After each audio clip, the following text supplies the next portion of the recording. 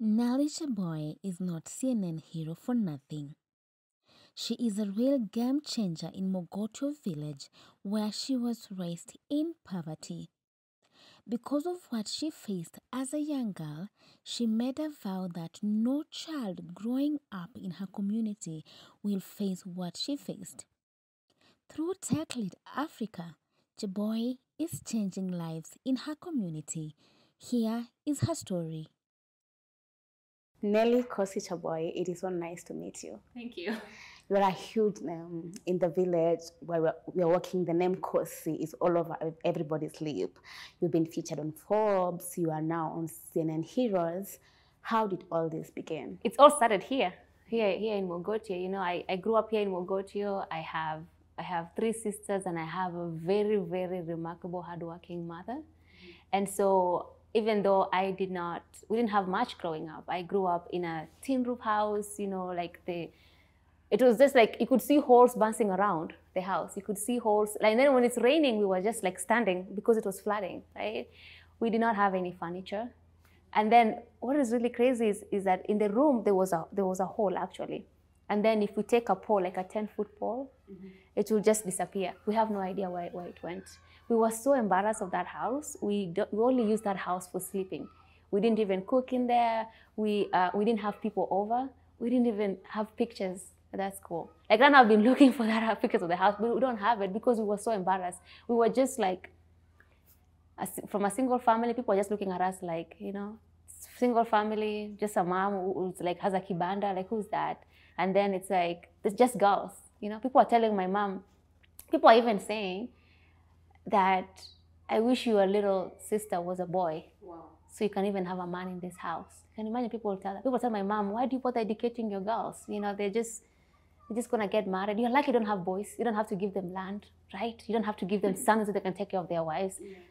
These women are just gonna they're just gonna get married and someone's gonna take care of them. They're gonna become someone's name, right? And the crazy part is that she only made it to class 6, right? She only finished 5th grade. And she could even barely read and write. But she just knew that she wanted to do it right by us. So she worked really hard. And so for me, I just grew up just watching her work so hard. And I knew that, even at a very young age, I knew that she has to have the world. She has to see the world because she deserves. People don't see her in the community. No one knows about her, but I am going to carry her name high and proud. And so it was just, that was bullseye. That was the focus. So I was like, okay, what do I need to do right now? I was like, maybe I could be a runner. So I tried running. I almost fainted. I was like, okay, maybe not that one. So I was like, maybe books. So I just started reading. Like, you know, like we didn't have electricity, right? And then kerosene is a luxury. Like the kerosene lamps is a luxury. So when it's dark, that's it. We go to bed. So I used to go to a hospital nearby and study in the veranda until 2 a.m. And I'm only in 6th grade. Mosquitoes are just biting me, right? Sometimes I'm the only one there. Clearly not safe for a girl, right? But I just knew that I really wanted that. And even my primary school, I used to like just get books. I'll get all the books I could get because I kept thinking, there is no way that every kid in the world has to worry about food, has to worry about going to school barefoot, has to worry about raising her little sister. And I just kept thinking, what is it? What is out there? What is it like to be out there? And so for me, it was really like, I was just global. You know, like I would only experience the world through textbooks. So any book I found, I would just read it, I would flip through it, just because I really wanted to get out there. And so I worked so hard. I was the top girl in Quebec district back in 2006. And so then I got admitted to a national school, and it was Mary Hill Girls. It was the first time I went to Nairobi. It was the first time I went, and then I started seeing like all these technologies, like flushable toilets. I did not know how to do that. And so, but then high school was very hard for me because it's a national school. It's very well equipped. Therefore, tuition is very expensive. And at this time, my mom is only like baking chapatis and mandazis by the road, rented land. She didn't even have to pay. Like she was just scared of like county council because they'll kick her out. Yeah. And so she didn't have any money to educate me. So I was constantly sent home. I'll be sent home and then, you know, it's 4 hours away. So you're looking at transportation, which is at the time was 500 shillings. You don't have that money. Like I didn't even have money for pocket money. You know, I'll just like sit in the dining hall, eat what is given. I don't even look at the canteen. And so like every time I'm sent home, I'll just try to call home. You know how they had that toll booth, like the one where they're still using the telephones, the one with the cell tap, the cell booth, the phone booth, right? Yeah. I will go there and I call home, and then they'll organize for me to get transportation to go home. And then I'll go all the way to Nakuru. I'll get a different matatu. And then this time I'll be like, you know what, nitakulipia mbele. Then kifika Mogotio, I just, right, I've already arrived. And then I help my mom. I wake up with her in the morning at 4 a.m. We bake our chapatis, we bake our mandazis. I already have the books with me, so I'll bring like assignments and catch on school. And it was just like, and then we just like, we were working just for me to get transportation to go back. Not even pocket money, not even tuition. I think the whole time she paid tuition was like my freshman year. Because she went to all these government offices and say like, msanangu amepata A, akona 390, right? Ametua national school. She's the first girl in the district. She needs bursary. She needs, no one listened. She's alizunguka huko yote and she only get 5,000. And I can see that. I saw that. I saw how hard she was working. And I was like, no, I have to carry your name. I have to take care of you. And so, you know, I will make sure to go to school on Sunday because Baza was not there, right? I can sneak in, just lay low until I'm sent home again. And I graduated, I got an A. After like barely being in school, I still got an A, right?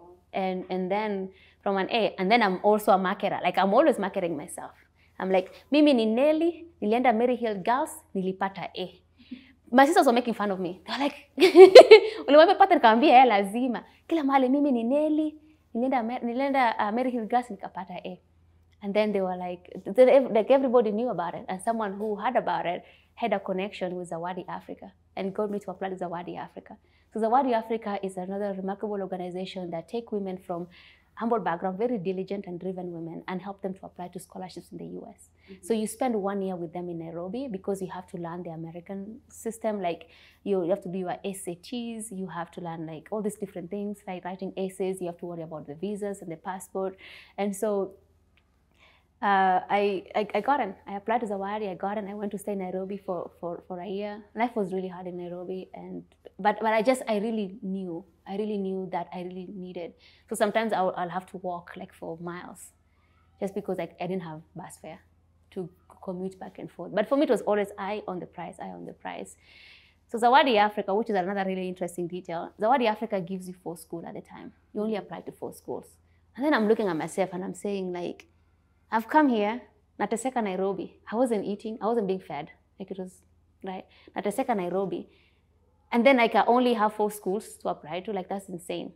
So I'll just ask people, yako ni shule gani? Okay, ndachukua hiyo. Yako ni gani? Ndachukua hiyo. I applied to 20. And I got rejected in all of them. Wow. So imagine if I only applied to 4. So I got rejected, so I went to Kenya Poly. And then in August, someone else had gotten my Augustana College. And then that person got her visa denied. So if you don't have a visa, you can't go to America. Now they were looking for someone. They're like, who can we give this scholarship to? Everyone in Zawadi Africa was like, what about Nelly? Because they saw how hard I worked to try to get schools. I just keep asking, can I get more schools? Can I get this? Can I apply to this? Can you look at my AC? Can I get to this? Because for me, it's always a philosophy. It's like, I am going to give it my all. I am going to try and try and try. And then even if I fail, there's no resentment because I really did give it my all.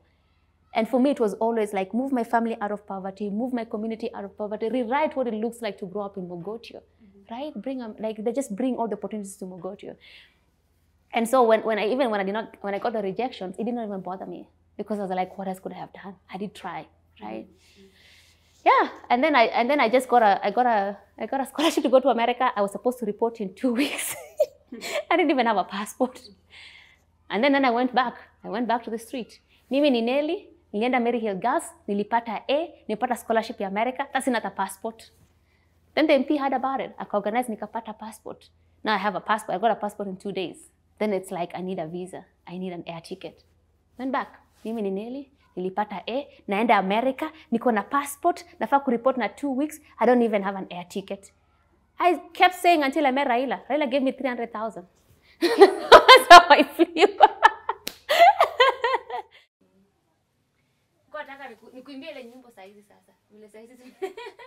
Dele wakati alikuwa akianza kidogo, nilikuwa na butu ya active, Na hapendi kulala njaa, hata nikiingia usiku anapika.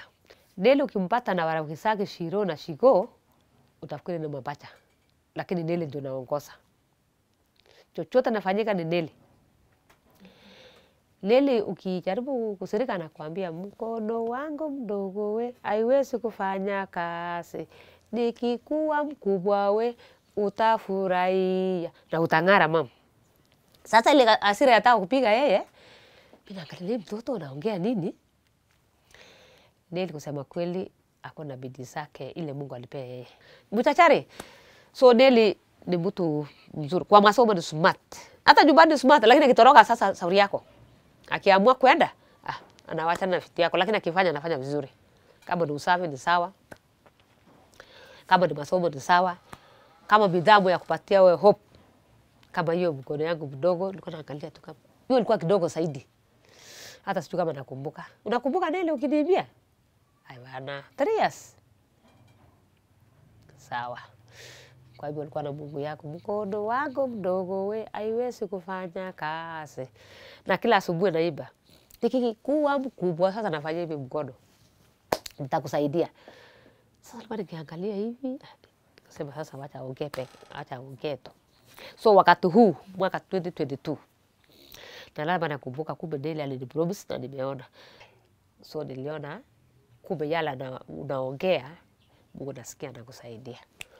Ametutoa mbali, like tulikuwa tunaishi nyumba mbaya sana. Vile alipata kazi kidogo tu, pesa kidogo akiwa huko mali ya kihustle US, akatuhamishia nyumba ya mawe. For once tukaishi nyumba mzuri. Akaendelea akatujengea shule, akanisupport pia kwa agrovet. Sasa at least tunajitegemea. Na bado unaona ana extend hiyo usaidizi yake hata kwa community. Unaona si mtu selfish, ni mtu selfless. Ajejichunga, ameendelea kukumbuka wale wengine juu anajua shida mzuri. So how did the tech lead come to be? Where did it start? So I had moved my family out of poverty, but it was a band-aid because they were still depending on me to send money home for rent. And even though it's family, having to ask someone for money every day, like I'm starving, send tuma kitu. Like rent imefika, tuma kitu. Even though they looked like they had dignity, that dignity was not there because they still have to depend on their little sister. Like I'm almost second to last, right? Like there was just no dignity, and then it was not sustainable. And then even it was a lot of work on me. I'm only a second year in college. I'm still figuring out America. I'm the only one there. Like I don't have family, I don't have anyone. And then on top of that, I have to worry about supporting my family back home. So I came home in 2015 just to visit my family again, and I went to visit my sister. I heard that she was working, and I was like, I'm free, okay. I went to visit my sister. I went to see her at school, and then so she was a very, very small school made of all iron sheets, very, very simple. And I saw how good she was with the kids.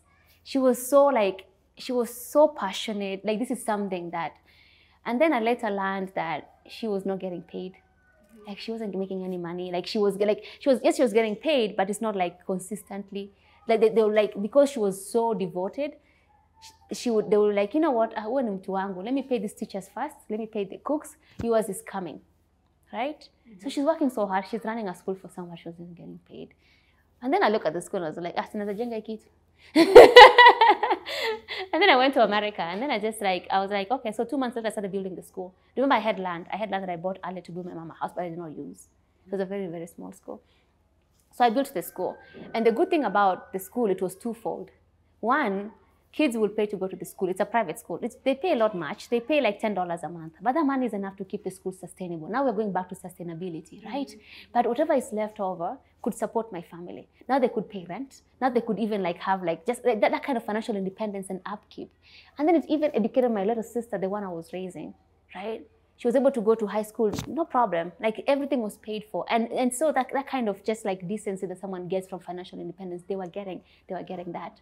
And the second part of the reason like building the school was so important was that now I could have something that I could use as a launching pad in the community.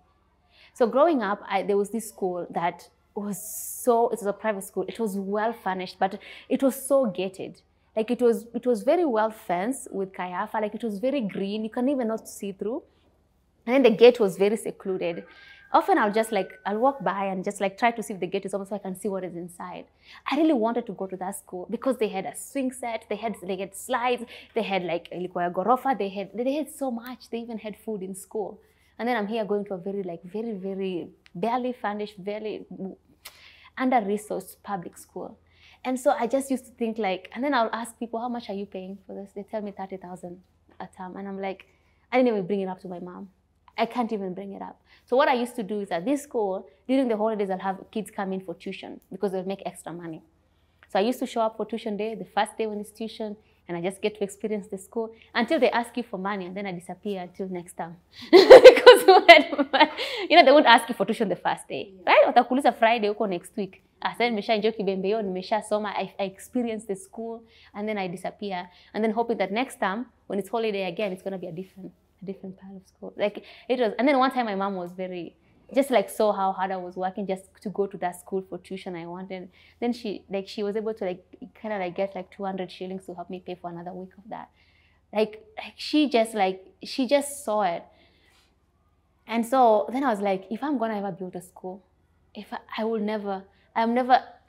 what that school was doing to me and to so many kids, it was telling them that you're poor. You don't deserve to be here because you're poor.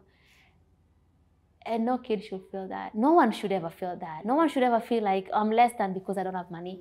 I was like, that is not right. Especially for kids, seriously, I don't know. So for me, I was like, if I ever build a school, kujeni, just come. I don't even care if you break my windows. That's cheap to fix. Breaking windows is cheaper to fix than breaking someone's attitude and self-worth, right? And so the school event was very small. Immediately I added a swing set. That's the first thing I added. And then I didn't even put a gate for another 2 years. The reason I put a gate is because kids were running away from the school. So I was like, okay, now let's have to put a gate, the kids can stay in school. That's the only reason. But you can see the gate is very open, right? The design of the school is very open. Someone was telling me like jenga tu ya like fence ya mawe. I was like, no, that is seclusion because you can't see through. Now we're using troppers so people can see through the school. And the gate is always open, there's people here, so it feels like you can just come. You want to see gorofa, twende tuangalie viewpoint, right? Because it's like we want you to feel like this is yours. Yeah. And so that started from the very beginning. So I put a swing set, kids were coming in. And then now everything that I did in the school, because you will think that I will want to do it just for the kids that go to my school because it's good marketing. But that was those are the less people to get it because it looked like ubaguzi, it looked like discrimination. So another thing that I did in the school is that I noticed that computers were being thrown away in America. Like in 3 years, computers are too old. They're getting new computers. So nikaziokota, mimi Mkenya nikaziokota, nikaweka kwa bag, nikakuja naye. And then I just started okay. I went to everywhere. I went to the verandas here, I went to the pool table where boys people are just hanging out in town from the village. And I was like, come, I'm going to teach you web development. I'm going to teach you how to make money online. I did not even care if you're drunk. I didn't even care who you were, umevaa. I don't care. Because we are all people. It's just our circumstances. I did not care. For me, it was I really wanted to go to the people that feel like no one cares about them. Those are my people. People I do care. I know your story. I know that you're struggling with this. I know, and I'll try to help you. Those are my people. But if you're really high-hand driving fancy cars, I don't care about you. You're not, right? And so I went and I got all these people from the village, people who were just sitting in stage area. And I brought them in. I was like, okay, I'm going to teach you how to make money online. That one became really hard. It really became so hard because they had life. It's really hard for you to sit on a computer for 3 hours to learn coding while you're hungry, while you have a family waiting at home at you. So it was really hard to get them to come. But meanwhile, we had kids just seeing what's going on. Zawadi is their school. So wanakuja tu wanabembea, they see computers, wanachungulia. These kids, so we started doing a little bit with the kids, just teaching them basic. They will play a game, and then the game is networked. And then they will play, they'll learn how to use a computer. Sometimes we'll put a TV there so they can see kids from the world. They can actually experience what it's like to be outside Mogote, even though they haven't been. So they'll see snow, they'll see America, they'll see Nairobi, they'll see kids dancing, Masaka kids dancing in South Africa. And then they set that connection. So even they're really worldly, right? Because with a computer, you can do so much. For me, textbooks, really, unless an editor, but computers, you can just download something and show the kids. Then we quickly realized that this is the product for the kids. Kids really want this. And kids like, walamka tu asubuhi, like they'll wake up at 6, hata wakunywi chai. They're like, I'm going to go to Zawadi, see how the computer is being used. So sadly, we switched. We switched to kids because it was just really hard to get adults to keep coming. And then that really grew. So this time we were doing it in 2019. It was just Tyler and I, my co-founder and life partner. We were just doing it. And so we woke up at 6 a.m., go stay at Zawadi, the school, until 8 a.m. Until tunapigwa simu, mtoto ako wapi? We couldn't stay longer because we did not have, like the kids were just coming. We saw 1,200 kids walking like from kilometers away, just coming to Zawadi to use the computers.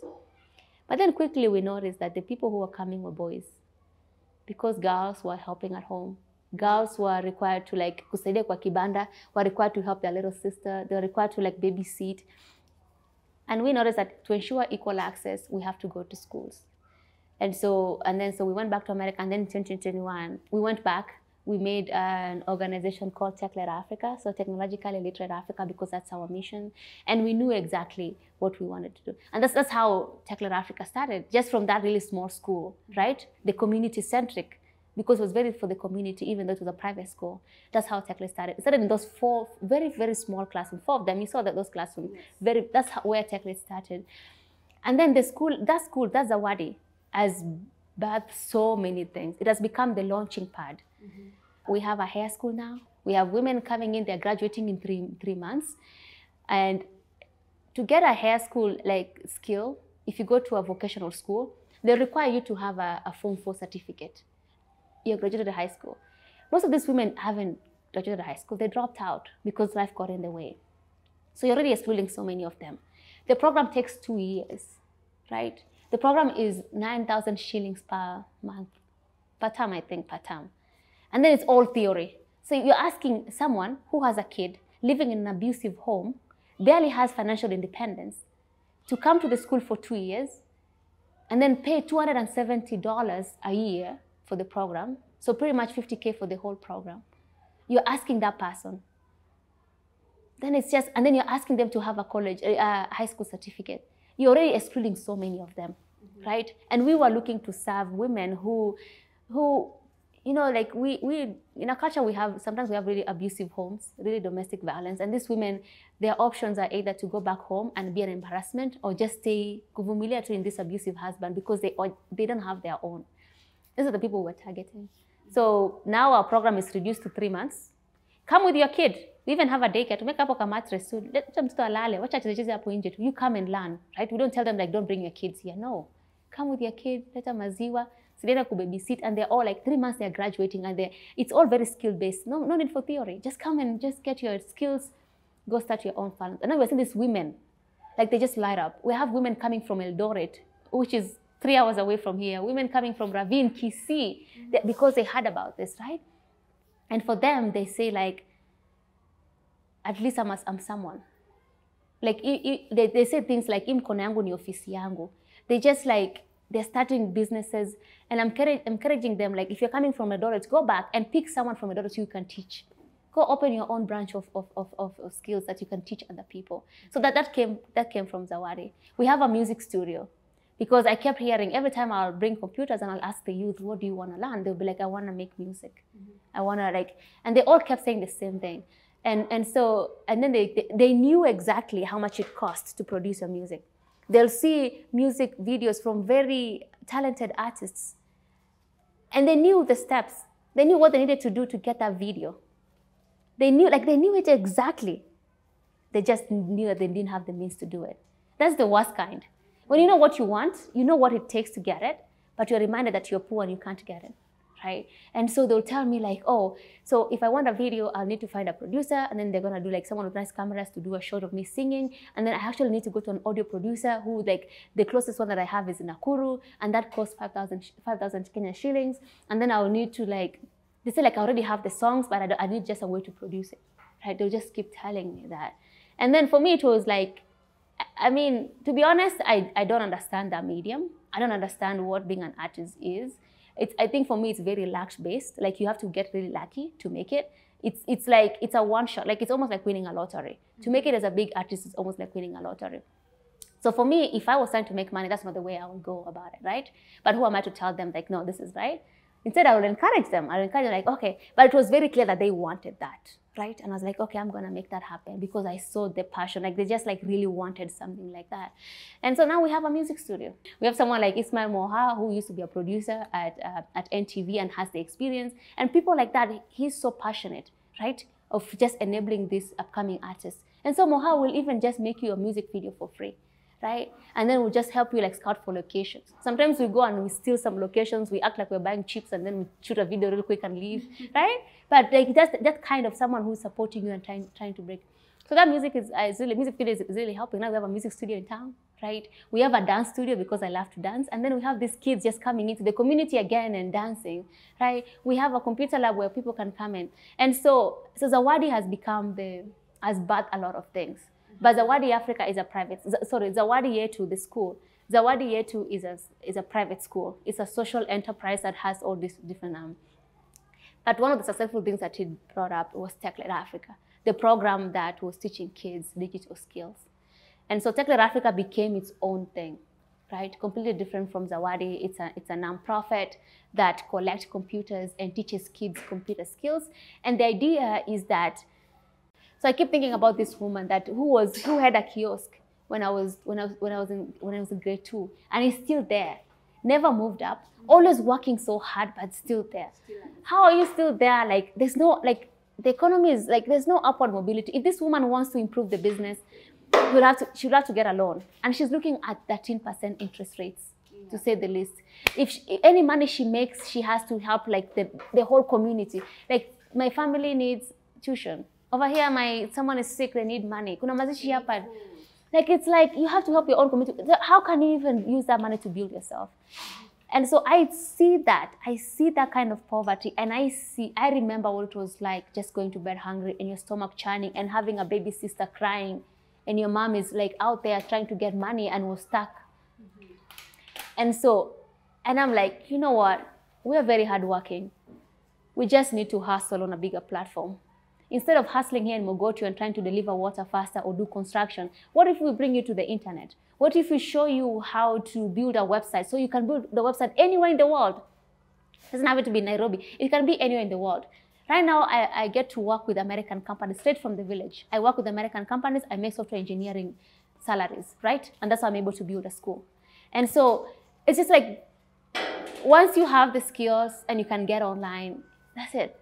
And the investment is so simple. Get a laptop, which is like almost like $30,000, $300. Get a laptop. You have the skills, you can do it.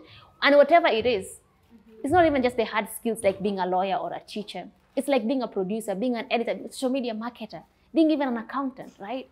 And so I'm teaching people how to take advantage of the internet. How can you actually hustle, right? Teaching them skills like self-efficacy. The idea that you have the power to change your trajectory. You have the power to learn anything that you want because the resources are out there, right? And if they're not, create them and make money from that. Like seriously, like there's so much content, there's so much opportunities. You literally have the world in your hands, right? But our education system is failing us in that way. We are not teaching people how to take advantage of such a powerful resource. We're not teaching them. We're still teaching them how to cram things. We're teaching them about like, when did England come to Kenya? What did England bring? Who's the one who killed who? Who cares about, I mean, we care. Yes, history is important, okay. But more importantly, we need to make money, right? Yeah, so we are coming in and we are augmenting the existing education system. We are teaching people how to hustle and how to hustle online, right? We're telling you that you can learn anything. And we're bringing people, specialists who are passionate for a specific thing, and that person is inspiring them, showing the kids what they can be, right? We have someone like Alan Kiprono, who just came to Tech-Led, didn't know much, and now he's starting his own media company called KE Media, and is actually interviewing MPs now, right?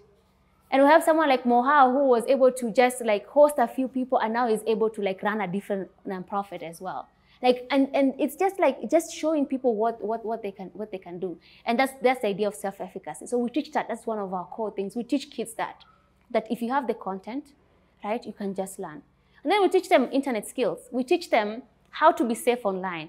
Because as much as the world is in your hand, It can be a good thing and a bad thing. The internet can be very expensive. The internet can be very, like, it can be very dangerous, right? And so how do you actually make the right connections? How do you build your brand, but to be able to distinguish yourself, to be able to find a way that you can be safe so that scammers don't take advantage of you? And also, how do you use what you have and make some noise online? You have to make noise. No one is going to come here to Mogotio and find you. They're going to find you online though, right? You have to talk about what you do. Hata kama unauza viazi, ongea. Take your potatoes, take a picture, put it on WhatsApp status. I am a potato farmer. I am a potato farmer.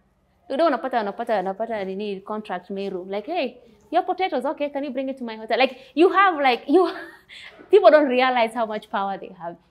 So that's another thing that we teach them, personal branding. How do you build yourself? How do you sell? That is something that's really lacking.